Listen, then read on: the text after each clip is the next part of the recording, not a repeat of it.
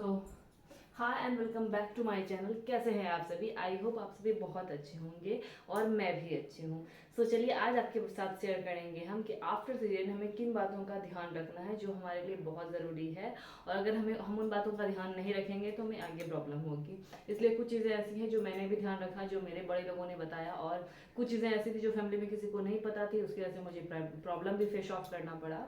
तो चलो आपको बताते हैं आफ्टर सी सेक्शन हम हॉस्पिटल से घर आते हैं तो हमारे साथ क्या होता है। तो सबसे एक जो हमारे साथ चीज़ें हो जाती है वो ये होती है कि हॉस्पिटल में हमारी ध्यान रखने के लिए बहुत सारे नर्सेज होती हैं, पर घर में हमारे पास वैसा कोई नहीं होता। क्योंकि और नर्स का काम होता ही आपकी देखभाल करना, पर घर में और भी बहुत सारे लोग होते हैं, बहुत सारे काम होते हैं। और जैसे कि मेरी फैमिली में कुछ 4 लोगों की मेरी फैमिली है, तो उसमें बस जो मतलब पेशेंट, मैं तो एक पेशेंट ही थी। हस्बैंड लोग जो भी है वो बाहर का काम देखते हैं, घर का उतना हेल्प आपकी नहीं कर सकते। मेरी जो डिलीवरी हुई थी ना वो भयंकर ठंडी में हुई थी। मिस जनवरी में हुई थी, मकर संक्रांति के दिन 14 जनवरी को मेरी डिलीवरी हुई थी सी सेक्शन से, और 16 जन को मैं आ गई थी घर।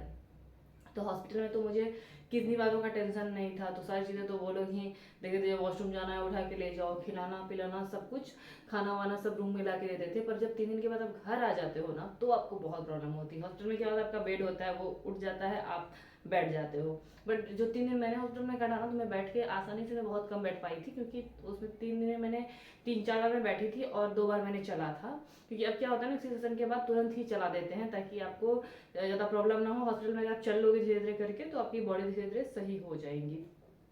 तो मैं घर आई, सबसे पहले मेरा प्रॉब्लम क्या हुआ ना कि अब मेरे पास कोई ऐसा बंदा नहीं था जो मेरी सिर्फ मेरी केयर करे। क्योंकि घर में सब लोगों को काम होता है। मेरी सासू माँ ने मेरा बहुत केयर किया, मेरा बहुत ध्यान रखा, सबने हेल्प किया मेरा।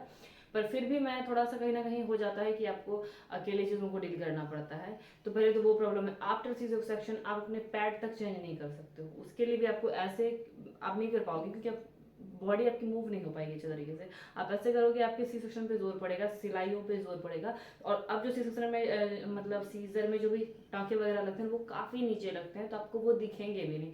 यहाँ तक कि उसमें आपको कोई क्रीम भी लगानी है ना तो वो भी आपको दूसरों से लगवाना होगा। और मेरे साथ भी यही चीज़ें होती थी। तो सी सेक्शन के बाद जो चीज़ें आपको नहीं करनी है पहले मैं आपको वो बताती हूँ। आफ्टर सी सेक्शन आपको नहाना नहीं है। आपके टाँकों में कहीं से भी पानी नहीं लगना चाहिए, टाँके वगैरह आपके ड्राई होने चाहिए। सेकेंड, बॉडी को क्लीन करने के लिए आप क्या करेंगे, कोई भी वाइप्स वगैरह से बॉडी को क्लीन करेंगे या फिर डिटॉल और पानी से खुद को ड्राई बाथ देंगे, ठीक है। तीसरी बात कि आपके जो भी टाँके हैं वहाँ पे अगर आप क्लीन भी करोगे तो उस कपड़े से नहीं, अलग कपड़े से उसको कॉटन से क्लीन करके फिर वहाँ पे मलहम लगाएंगे। और मलहम लगाने का बहुत ध्यान रखेंगे, मलहम आपको 2 टाइम लगाना ही है।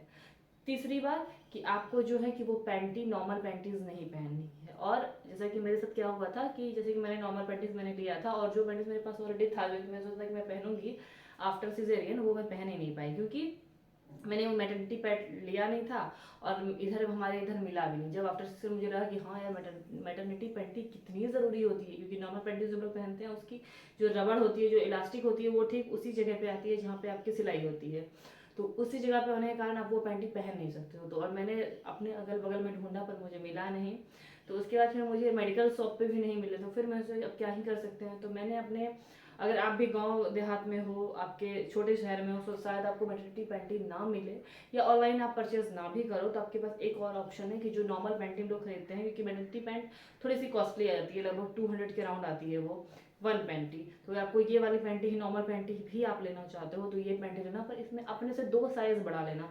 2 साइज जब आप बढ़ा लोगे तो वो आपके यहाँ से वेट से ऊपर आ जाएगा, तो आपके सिलाई पे जोर नहीं पड़ेगा, ना ही वहाँ पे इलास्टिक रबड़ हो, मतलब कि घर्षण होगी, ठीक है। और दूसरी बात कि जब वो बड़ा आएगा तो आपके जो भी यहाँ पे कॉटन भी रहेगा, प्लस वो ऊपर आएगा और उसकी जो इलास्टिक होगी वो लूज होगी, क्योंकि आपने अपने साइज से बढ़ा लिया है। तो 2 साइज बढ़ा लेना, आपका काम हो जाएगा, ठीक है। और आपके पास फीडिंग नाइटी ज़रूर होनी चाहिए। अगर फीडिंग नाइटी नहीं है तो बहुत प्रॉब्लम होगी। तो जब मैं घर आई थी मेरे पास एक दो थे, पर उस टाइम क्या होता है ना कि आपको तो मिल्क बहुत ज़्यादा सप्लाई हो रहा होता है। आफ्टर सी सेक्शन मेरे को तुरंत मिल्क नहीं आया था, बट जब 3 दिन के बाद मुझे मिल्क सप्लाई हुआ था, तो वो उसके बाद मेरे को कपड़े वगैरह बहुत गंदे हो जाते हैं आपके, और आपको नहाना नहीं है भाई। एक बात ये भी ध्यान रखना कि नहाना नहीं है। तो मैंने जैसे कि मैंने नहीं नहाया था और कपड़े तो गंदे हो रहे थे, कपड़े को तो 1 बार से 2 बार चेंज करना ही था, और मेरी तो विंटर थी तो चल गई, पर आप गर्मियों में तो परेशान हो जाओगे। न्यू बॉर्न बेबी को आप एसी में रख नहीं सकते हो, तो उसकी वजह से आप खुद को जब भी ड्राई बाथ देंगे पानी का बहुत ध्यान रखना है कि आपके पानी ना लगे, और पैंटी वाला भी बहुत ज़्यादा ध्यान रखना, वरना आप बहुत सोच में जाओगे, बहुत मुश्किल में पड़ोगे।